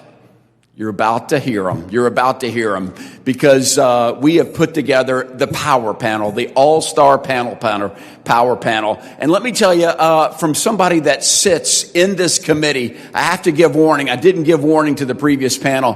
When you sit in this committee and you face this way, seats tend to get a little warmer than out there looking out this way. But guess what? Our power panel is used to it being in the spotlight and talking about big ideas. Yes, we've got Paragon, Ryan from Paragon. We've got Mike from AHIP, who is the president and CEO, Ryan Long, director of senior research of the Paragon Institute. But we need a moderator. Who we're going to get? Let's get the best. Let's get Emily Murray, who's no stranger to Ways and Means. She's now a partner at Tarplin, Downs and Young, but she's been here on Capitol Hill for more than a decade, including serving as Health Subcommittee Staff Director for former Ways and Means Chairman Kevin Brady. You can look at his picture up here. Kevin Brady is being there. So with that, no further ado, let me introduce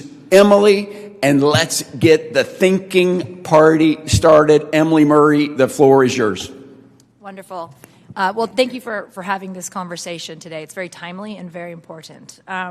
So what I'm going to do is just kind of do a very high level, just sort of setting the stage for how we got here today, and then I'll start with Mike and then Ryan, have them both introduce themselves and give their opening remarks. So just for everyone in the audience to level set, we actually got here 15 years ago when both Ryan and I were on the Hill, then at the time, in the Republican Party on the opposition side of the passage of the Affordable Care Act. But that is really where all of this began. Then moving forward, to 2021, the Democrats, in a partisan kind of COVID package, decided as part of that to try and find a way to relieve consumers, to try and kind of take back or kind of cover the amount that they had to spend out of pocket by modifying the way in which the subsidies were provided, so that people had to pay less out of pocket in their cost sharing for subsidies. So they created what we called the enhanced APTCs, or the enhanced tax credits, which removed the income cap so that everyone, in theory, could qualify, and then modified how much people would have to pay so that they were paying less.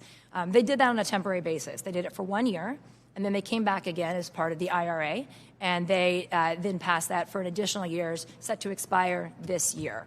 And so that is what's brought us to the conversation today, which, again, we've seen a lot of rhetoric, a lot of blame game about who's to blame for the premium increases, what are the problems. But I just wanted to level that all of this started with the rules of the road being set under the Affordable Care Act, which both insurers and consumers have to follow. And that is part of the underlying issues, I think, which we'll get into today a little bit more. So with that, I would like to then turn it first to Mike to give his background and comments. Thank you, Emily. Good afternoon, everyone. I'm Mike Tuffin, CEO of AHIP. AHIP represents about 100 great American companies that provide coverage to Americans. Altogether, our industry covers more than 300 people. Ryan, great to join you on the panel. And Congressman, thank you for having us. I don't know that either of us can live up to the billing, but we will certainly try. As all of you know, the 119th Congress faces a very difficult challenge. The enhanced tax credits that make coverage and care far more affordable for about 20 million of our fellow Americans are set to expire in just a few weeks. There's no transition plan in place. There's no mechanism to cushion the impact on those people who are in this market and through no fault of their own, are going to see very significant disruptions to their coverage and soaring premiums. We've all seen the numbers. For your typical family of four earning $64,000, they'll see their health care costs rise by about $2,600. For a 6-year-old couple earning $80,000, their out-of-pocket health care spending will increase by a shocking $17,000. About 5 million of our fellow Americans will lose coverage altogether, and that will put them one serious illness or injury away from financial ruin. Our recommendation, and in all those cases, these are small business employees. These are sole proprietors. These are family farmers. These are people in rural communities. These are younger people entering the workforce, perhaps in untraditional jobs, gig workers, content creators, and older workers in transition, as well as their families. Our recommendation would be, let's build a bridge for these Americans. Let's extend the tax credits and pair that with bipartisan reforms that strengthen program integrity, which I hope we can get into, that expand consumer choice, and that give people more options. While open enrollment is underway, people are in the market today choosing their products for 2026, there is still time to build that bridge and to strengthen the market in the years ahead. More broadly, to make health insurance more affordable, we have to make health care more affordable. Health insurance premiums simply reflect the underlying cost of medical care across a covered population, along with a modest and regulated risk margin. Premiums rise when the prices of medical services rise and or when people need more care. So to truly get at the cost of health insurance, we have to get at the cost of health care. Let's get at some of the anti-competitive dynamics in the system. Let's move away from fee-for-service toward value-based care, the flawed incentives of fee-for-service. Let's slay the administrative dragon in health care with all the associated burdens and costs. And of course, since most of the resources in health care go to care for people with preventable chronic conditions, that has to be part of the solution as well. Our industry does all it can to keep coverage as affordable in our very complex and fragmented system. We negotiate far more affordable in-network care. We try to encourage patients to access care that follows the best medical evidence. We equip consumers with tools to make the best choices for themselves. We aggressively prevent and root out fraud and waste. But we also know we need to do better. As Chairman Arrington said, this system isn't working good enough for anyone. Earlier this year, we announced in partnership with HHS and CMS a major voluntary initiative from our industry to streamline and simplify prior authorization for patients and the providers who care for them. We'll be reporting to you on our progress on that initiative next spring. Again, thank you for including me. Welcome any questions or feedback. Thank you, Congressman Bean, for hosting this event. I don't think we have enough of these events where people can just sit and talk about the issues, and I think it's important. And thank you, Emily, and thank you, Mike. Let me start out by saying I think insurance has a very important role in our healthcare system. However, what we need is more competition in health insurance and more options for patients. What has not worked is this one-size-fits-all DC micromanage insurance policies where bureaucrats decide what you must have, limiting options for people to buy coverage, and regulations that may have nice-sounding names like medical loss ratio, but in practice lead to ever-increasing costs. And Mike's right. We also need to address issues like healthcare services consolidation and federal policies that unnecessarily restrict competition and drive up health system costs. So while we may have differences on the first, it seems like we do have some hope for agreement on the second, and I look forward to working with you on that. But given this event is being hosted by Congressman Bean, I thought it would be appropriate to have sort of an interactive element to the presentation. So I want to start with a polling question that I believe has warped this public debate. So I'm going to ask a question, and we'll sort of get a show of hands afterwards.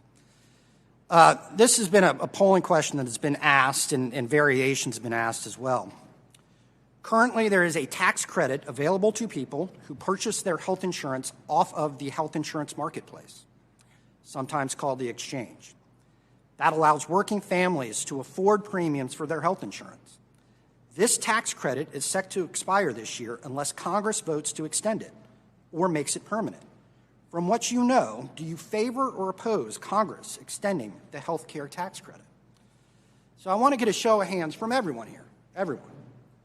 If you got that phone call and you were a respondent to that poll, you didn't work in D.C. healthcare politics, would you think that all tax credits in the exchange expire? Raise your hand if you would think they would all expire. Oh, that's interesting.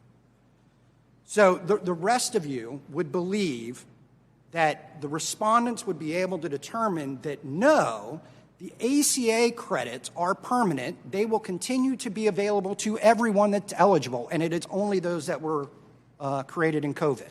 So who believes that? So no one believes that anyone would be able to distinguish that, and that probably is what the definition of a push poll is let's ask the question in a way that gets the result that we want. So the public is being told that all tax credits expire. So Thanksgiving was just around the corner, and I came home. My parent-in-laws were in town, and they were playing this game. And so I came home. We started talking about healthcare costs. And my mother-in-law said, I know, healthcare is so expensive, we have to do something about it, but we can't take away all of the credits from people right away. And I said, well, do you know that the only thing that's expiring are the ones that were created during COVID? That the original ACA credits don't expire? She says, well, no, I don't know that. That's not what they're telling us.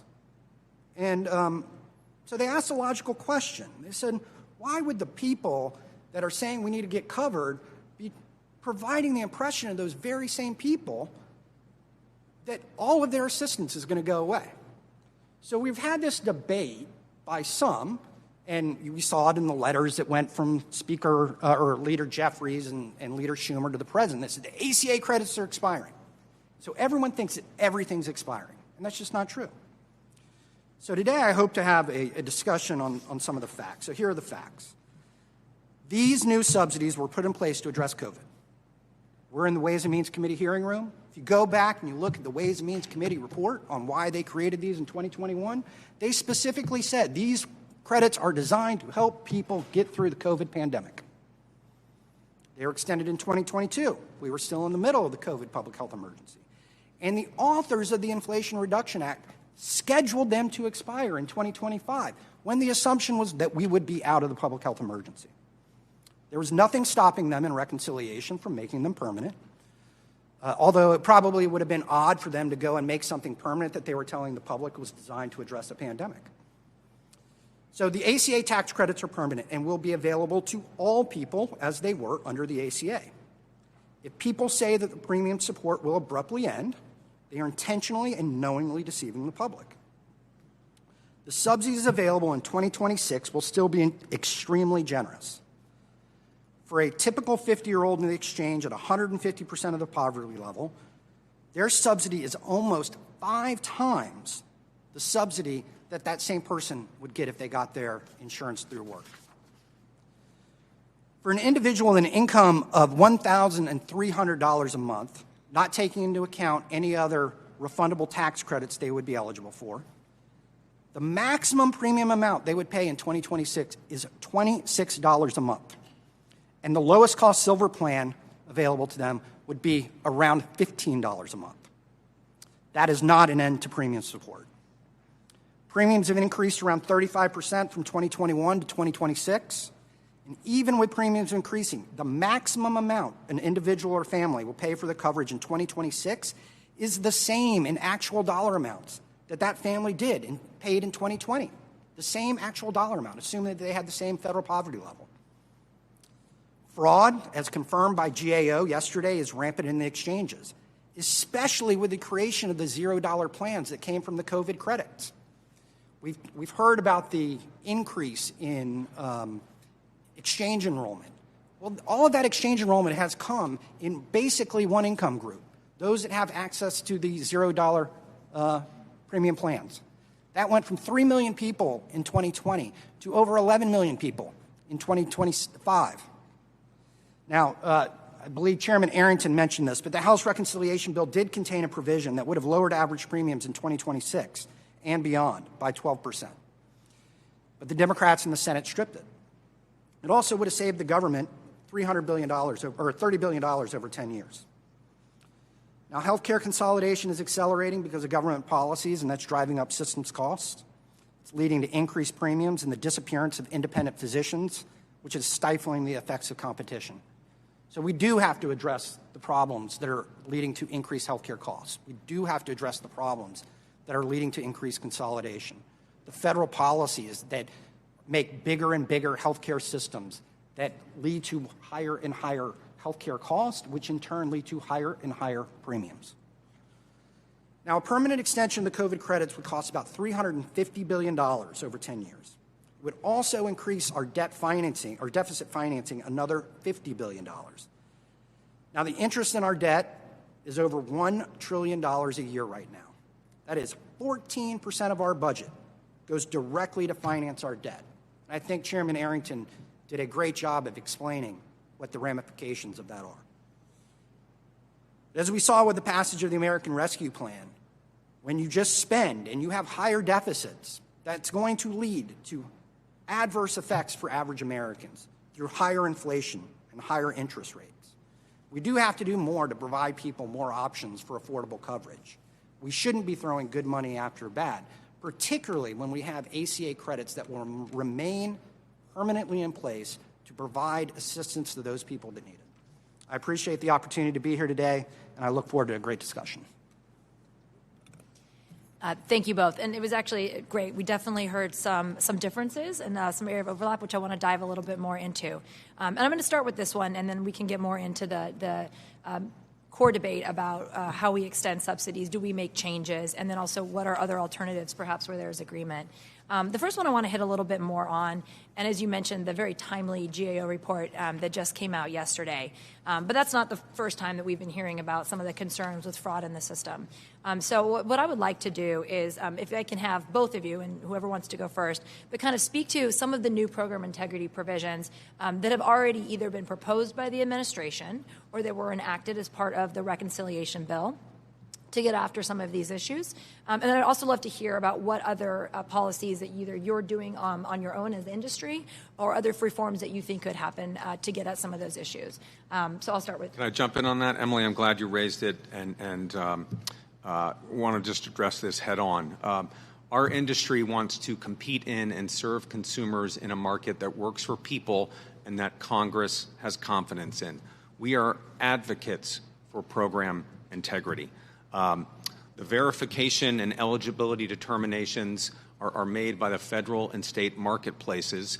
And a couple years ago, when there began to be evidence of unauthorized enrollments, our industry quickly sounded the alarm and did what it could to stop this behavior.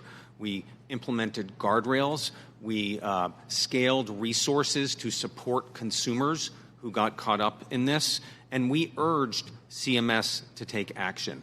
The activity in the new GAO report is very, very concerning, and it underscores there was a period of time when the regulators at the federal and state level did not have the tools, did not have the mechanisms in place to fully verify eligibility. The activity in that report, and Emily, you alluded to this, predates very substantial steps taken by CMS and taken by Congress in the budget reconciliation bill.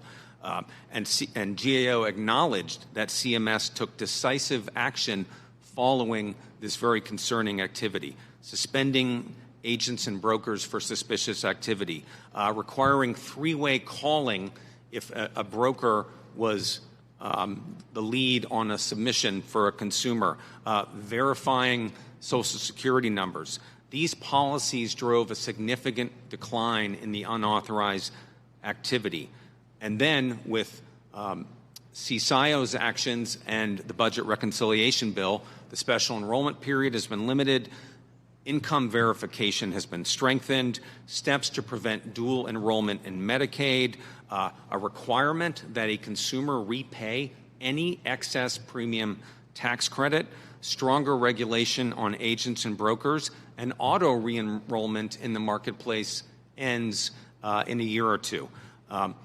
We embrace all of those reforms, and we think even more should be done, and that this market and all markets should be subject to continuous improvement when it comes to fraud and program integrity. Multi-factor authentication, for example. Most state marketplaces have that. Let's have that at the federal level. There are bipartisan bills under consideration to strengthen program integrity. We fully support that. And we would call for even stronger eligibility checks for consumers moving between Medicare and Medicaid. No, I think Mike hit a lot of them. I think the program integrity rule that the Trump administration issued would have gotten or attempted to get at a lot of those issues. I think, unfortunately, some of those provisions were stayed by the court, particularly some things related to income verification, the $5 fee for auto enrollment, and some further restrictions on auto enrollment. But the GAO report was very alarming. Those people that may have not seen it, just some of the highlights they said. Basically, GAO created 20 fictitious people. So they weren't going and taking someone that may not be eligible and putting them forward. They just made people out of whole cloth. Plan year 2025, 19 of those 20 people were enrolled and got subsidized coverage. The only one that didn't get enrolled was because a broker wouldn't return GAO's calls. So the people that actually went through the process, all of them got enrolled. The other thing that was concerning, if you get an advanced premium tax credit, you got to file your taxes so those can be reconciled. It's a tax credit. Most of that's refundable. 1/3 of the people, they could not find the tax files that were reconciled. 1/3. That was $21 billion in the federal exchange a year. 66,000 Social Security numbers showed up with more than 366 days of coverage last year. Now, I wonder why 366, and someone had to tell me it was a leap year, and then I got it. But you had one Social Security number that had over 26,000 days across 125 insurance policies in 2024. That Social Security number was enrolled in, to get subsidized coverage. It's the equivalent of 71 years worth of coverage in 1 year for one Social Security number. So I think we can do more. I think the greatest thing you can do, what they're trying to do is, on the front end, we can get some more verification. That's great. You have to get rid of the $0 plans. You have to have a minimum contribution. That's the greatest thing you can do to eliminate fraud, to make sure that those people that are signing up are the people they say they're signing up. Before the COVID credits, you had things called grace periods. So if you signed up a fictitious person and they didn't pay their premium for 3 months, then they got disenrolled. Now we have a system with 11 million people with $0 payments or $0 premiums. How many are real or how many are fake, we don't know. But if they get enrolled, they're in the plan for the entire year. The federal government's paying their premium for the entire year. So you have to get rid of $0 plans. I think that's the single greatest thing you can do to combat fraud on the back end, as well as a lot of the verification stuff they're doing on the front end. That's great. Thank you. So maybe just to kind of move on a little bit from there, I think we'd love to talk about some of the other things you discussed in your opening. And in particular, I think one of the things that would be helpful to talk is about premium costs and premium increases and sort of what is behind that and why are we seeing maybe some of the... Yes, thank you. All right, I will start from the beginning on that part. Wanted to shift topics a little bit to talk more about what we're seeing with rising premium costs, and with rising premium costs, the rising subsidies that come along with that. And so what I would like to talk a little bit more about is, if we can, what is behind those premium increases and what we are seeing. And then if we can break down a little bit, because we're seeing a lot of numbers flying around about if we don't extend the enhanced credits, we're going to see 18, 30, 35% premium increases. But I think we can talk through what portion of that is actually attributable to the lack of the enhanced subsidy versus everything else that is kind of driving those premium increases. But I'd love to talk a little bit more about that if we can. So like me to start, Emily, thank you. So in the rate filings from health plans do not typically provide a percentage for each category, but here's our general sense. Rising medical inflation, principally for prescription drugs and hospital care, that's about 8% increase for 2026. The erosion in the risk pool as a result of current law, expiration of the tax credits, is about another 4%, and regulatory changes add about another 1%. Those are rough, good faith ballparks. So it is very true that expiration of the tax credits are not nearly the only factor driving up health insurance premiums. The cost of high-cost drugs, opaque hospital billing practices, et cetera. But what expiration of the tax credits will do is dramatically increase what people will pay. And the best estimates for the increase in out-of-pocket premium paid for consumers is the average consumer in the marketplace will see their share double, and which we think will then have further effects on the market, on the risk pool in years ahead, and we're likely to see further erosion and further upward pressure on premiums. Well, I just want to ask one question. We acknowledge, right, that what someone pays if they are in the original subsidy category will be the exact same that they had to pay at a maximum amount in 2020, right? Absolutely. Yeah. Yes. So it's not a question of subsidies because, from 2014 to 2020, I saw lots of commercials from the industry saying, go enroll in exchange coverage. You're going to have all of this generous subsidies. It's not a question of subsidy. Now, it is true. Healthcare costs are out of control. Healthcare system costs are out of control. I think a lot of it was driven by some of the things within the ACA. We have seen further consolidation in particularly hospitals. That's driven by things like site-neutral payments. It's driven by things like 340B.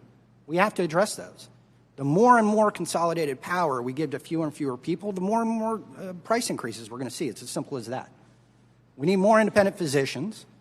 We don't need physicians sitting there and thinking they have okay, I can't compete against a hospital, so I might as well just become an employee. Can't have that. So we've got to do things to strengthen independent physicians. We can do that by leveling the playing field between physicians and hospitals, particularly for outpatient services. Now, CMS has taken some good steps. They did some steps related to site neutrality payments for drug administration. They're taking more services off the inpatient-only list, allowing ASCs to do more things. We need to do more of that. We need to find ways that patients can get care in the lowest cost site of service possible. We want people to have great care, but we have to do it in an economic way that people can afford, that the government can afford. And we can do it without impacting quality. In fact, we can do it in a way that increases access to quality care. So I think all of those things they're absolutely true. I think I also want to mention, the insurance regulations of the ACA dramatically increased premiums. Now, I mentioned CSRs. You said, okay, we can reduce premiums by 11% if we fund the cost-sharing reduction subsidies. The House did it. Unfortunately, Senate Democrats blocked it. I don't know why. But that would have been an 11 to 12% reduction this 2026 and every year going forward. So I think there are a lot of things we can do. We can look at the medical loss ratio. Now, I'm not saying every plan does this, but it kind of boggles the mind that we have an insurance regulation that says the only way you can be more profitable as an insurance company per member per month is by continually increasing your premiums. If you keep people healthy, and they stop using services, you have to reduce your premiums, the profit margin per member per month for insurance companies goes down. That's crazy. Now, again, that was like one of these great sounding names, but it was a solution. It was a solution that for a problem that didn't exist. Every insurance commissioner in every state has the power to review rates and determine if they think that profit was appropriate. That happened before the ACA. I think 48 states have it. And so we can go back to that and not have this perverse incentive to say you can make more money by making things more expensive. That's not good for the American people. Can I jump in on a couple points Ryan made, and especially since the Congressman has challenged us to find consensus. I'd like Ryan's point on site neutrality, site of service more broadly is so important. One of the big dysfunctions in our system is that far too much care is happening in the very highest cost settings. And what we know from patients, from consumers, they want more convenient options, including increasingly in the home. They want more technology-enabled options. Great to see extensions of telehealth, for example. Ryan mentioned ambulatory surgery centers. For routine procedures, these are more often than not the very best place to be to get your routine procedure taken care of at lower cost, better quality outcomes, and a lower chance of acquiring an infection. So I just wanted a +1 on that. On Ryan's points on the MLR, of course, we operate under the MLR established by Congress. We're the only part of the healthcare system that is subject to this provision, this cap on our administrative costs and profits, and that's on top of the regulatory review of our rates that happens both at the state and at the federal levels. I would disagree with the point that we're encouraged to raise premiums. Whatever marketplace we're serving, people are incredibly price sensitive. Small employers, large employers, seniors in Medicare Advantage, consumers, we are competing as best we can in this system to hold down costs and keep coverage and care as affordable as possible. Thank you. I appreciate that. Maybe I do want to pull that thread just a little bit more, because I do think there does seem to be some confusion around how the actual structure of the subsidy and the money going to the insurers, how that actually works. And you've talked about the MLR a little bit, but maybe we'd like to have you both discuss a little bit some of the things that we've seen in the press or heard about what happens when someone gets, an insurer gets the subsidy, gets the money, and how that then translates to what the insurer keeps, what happens if there's a phantom enrollee, what happens on that. I'd love just to dive a little bit further into that from both of your perspectives. Sure. Happy to start. So the way the tax credits work is they flow through 100% to reduce the cost of the premium paid for by the consumer when they're shopping in the marketplace. And that money goes to the insurance company to reduce the cost of that premium directly on an individual consumer level. And with the MLR in place, if it turns out at the end of the year that the actuaries got it wrong and we've collected excess premium, we are then required to pay rebates to consumers. Yeah, I want to highlight one thing in terms of how the tax credits work and how they differ from a lot of other government programs. So if you look at Medicare premiums, whether on the B side or the D side, when costs go up, premiums go up, right? In Medicare Part B, the beneficiary pays 25% of the premium. In the FEHBP program, which some of the people in here are on, the enrollee pays 25% of the premium. And so that means that all parties within the system, the beneficiary, the insurer, the plan sponsor, they all have an interest in keeping the premium low, right? Because it goes up, I got to pay 25% of that. Now, what we have in the way that the ACA was structured, when people say it was inherently inflationary, it's actually tied to a percentage of your income. So if premiums go up, that's all borne on the federal government. The individual doesn't actually bear any of the increase in the premium. That's why we saw in 2014 the federal government paid about 64% of the total premiums, and the beneficiary about 36%. It's well over 80% now. Obviously, with the COVID credits, it's larger. But as premiums go up, and again, premiums are going up in 2026, it's going to be the federal government that absorbs all the increase in premiums. And so we've kind of wrecked what would normally be a traditional market where all parties that are within the market have some sort of semblance, or they need to pay attention to sort of the supply and demand curve and pricing when we say, okay, it doesn't matter if prices go up because I'm not going to feel it as the consumer. That really distorts the market. So if you want to say, okay, what's one thing you could do, we really should be looking at how do you change the underlying structure of the ACA subsidies so it's not that sort of cap on income, and then we can go to what we have for other types of federal government programs where it's a percentage of the premium. And then when everyone's in the same bucket of actually having to worry about lowering costs, and I think that'd be a good thing.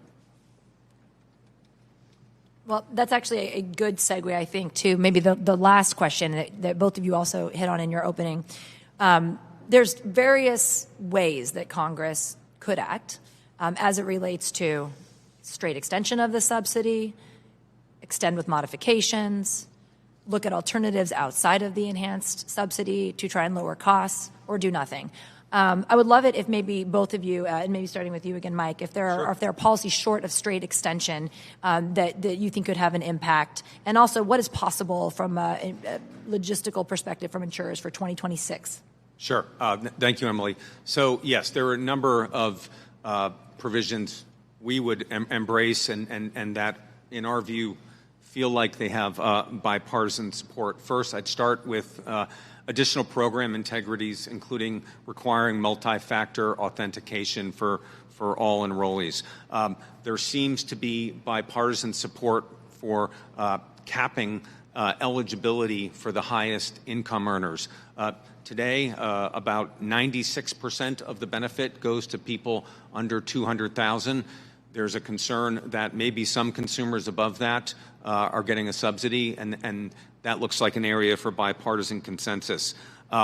We'd say codify the ICRA rule as part of that. Let's find ways, let's give stability to that market and find ways to give employees in small businesses more options. We're encouraged by a lot of the discussion about modernizing health savings accounts, some progress on that in the budget reconciliation bill, but we're enthusiastically supportive of helping more people gain access to health savings accounts and making the use of those accounts more flexible. You mentioned what can be done against the calendar here. In terms of when reforms could be implemented, I would just acknowledge the practical reality. We're here in December. People are in the marketplace buying plans. Millions already have. So there's still time to prevent this coverage cliff following December 31st. But anything by way of structural reform, for CMS to implement it, for state regulators to implement it, I think the practical reality is most of that probably has to begin in 2027. Well, the one thing I'm going to say is people say this snuck up on us. People were not prepared. The date that these were scheduled to expire by the authors of the provision that scheduled them to expire was done 3 years ago. It's not a new thing, right? I think House Republicans, like I said, they did try to do something. They tried to fund CSRs that would have been available in 2026. It would have lowered premiums by 11%. Now, can we do more? Yeah, I think we should do more. I think I don't know why more states don't use the 1332 option to do high-risk pools or reinsurance pools. That could easily reduce premiums double digits on top of the CSRs. I mean, we know that there is a small portion of the population that consumes a lot of health care. And so if we can sort of spread that out, we would reduce premiums for everyone. And I think by reducing premiums for everyone, maybe you get more people to come to the market. I think we can do more on HSAs. If we do the appropriate CSRs, we could allow people the option to take those CSR appropriations themselves or potentially have an HSA-like account where they can go and shop for something that is less expensive. I think to me, this is a 25-year thing. It still boggles my mind that we don't allow small businesses to band together and purchase insurance in a way that large businesses can through ERISA. To me, that makes all the sense in the world. We need more price transparency. Mike mentioned the opaque billing models of the hospitals. Absolutely true. And you go there, they may have 19 different prices for one thing. Price usually is the lowest is the cash paying price. Same plan could be paying, for an MRI, they could be paying $700 different to the same hospital. It's crazy. But the one thing I think in the short term, the Trump administration has provided access to catastrophic plans, which is a much cheaper alternative for people. I think short-term limited duration plans is a much cheaper alternative for people. These are not unregulated plans. These are regulated by every state. States have the ability to put benefit mandates, time duration, but those are a great option for people. The one reform that has been kicked around, I didn't hear Mike talk about, is requiring a minimum contribution requirement for people in the exchange that buys a plan. And again, I think the single greatest thing that you can do to combat fraud would say there has to be a minimum contribution requirement. Like if you're real, then you can pay it. And if you're not, obviously you're not going to pay it. That brings in it brings back the issue of grace periods. And so if someone that's, fabricated, as GAO found on multiple instances in their report, the federal government's going to stop paying the premium after 3 months rather than paying it for 12. To me, that just is common sense. Well, I think with that, maybe we'll let both of you give a few minutes to talk through anything else that I didn't ask you or things you want to respond to as part of our closings. Emily, thank you. I'll end where I began. Thank you for moderating, Ryan. Really appreciate your thoughtful comments. And Congressman Bean, thank you for including us, and thank you for challenging us to find a path to consensus. I think there's a lot of consensus on much of what can be done. There's obviously some differences of opinion as well. The one point I'd like to leave you with is I just want to underscore our industry is a strong advocate for program integrity. We will support and faithfully execute our part of any measures Congress decides are appropriate in this market or others. We're really appreciative of the steps that Congress took in the budget bill as well as at CSIO to make sure this market is operating as intended, and we think there's still more that could be done in that regard. And lastly, the tax credits expire on December 31st as intended. Ryan is 100% right about that. The health care needs of those 20 million people do not expire. They're still going to get sick. They're still going to get injured.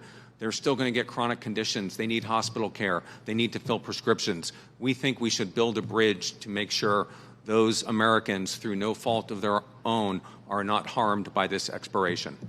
Thank you. Well, I guess I'm going to go back to where I started. The ACA tax credits do not expire. There's a desire to conflate the two to mislead the public. Can I jump in, Ryan? You're absolutely right. The base ACA tax credit is in permanent law. I'm in no way trying to conflate, and you're 100% right. I am talking solely about the enhanced tax credits. And so what we are going to go back to is the exact system that we had in 2020. The maximum contribution amount is the same. Again, you could have, I think you mentioned a family of four making $66,000. If they made $66,000 in 2020, they're actually going to pay less in premiums in 2026 than they did in 2020. And so I don't think it is fair to those people that potentially need coverage, like you said, they need coverage, to provide the impression, and it's not you, but I read that poll, and that poll certainly did provide that impression. I don't think there's any two ways about trying to do it. And there are multiple polls that provide that impression. Again, my in-laws thought that all of the tax credits expired. And so you say these people need coverage, but they're out there being frightened that all the credits are going to expire. They're not. Now, what we can do, they find a way, fund the CSRs. Do that now. Find a way to provide people other coverage options other than the one-size-fits-all that we've seen premiums increase 38% since the Affordable Care Act was passed. People deserve the ability to go out and buy something that works for them, not that's dictated from Washington. We do that, we unleash competition, we'll lower costs. All right. Well, thank you for putting this together, this wonderful panel and this day. So we'll turn it back to you. Great. All right, ladies and gentlemen, Mike. Hey, thank you so much. Thank you, sir. Don't go over and get a picture. We're going to get a picture right here. Don't leave. We're going to get Emily. You did a great job. Oh, nice. Stay right there. Hey, pull this shit over there. I'm told we have to get a picture right here. So let's all get in and get a picture of bringing the power players together.